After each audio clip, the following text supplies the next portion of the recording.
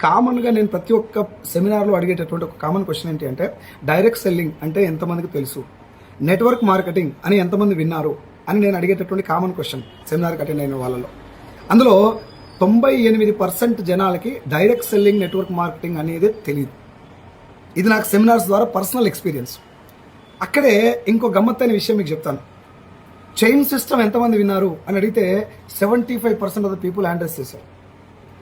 అంటే chain system గురించి, money circulation scheme గురించి, జనాల్ని మోసాలు చేస్తున్నటువంటి, చేయబోయేటటువంటి ఇండస్ట్రీ గురించి మాత్రమే జనాలకు తెలుసు.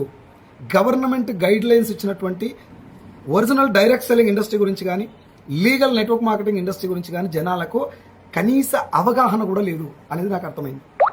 సో 100లో 98 మందికి అవగాహన రాహిత్యం వల్ల జనాలు మోసపోతారా పోరా మీరు ఆలోచించండి.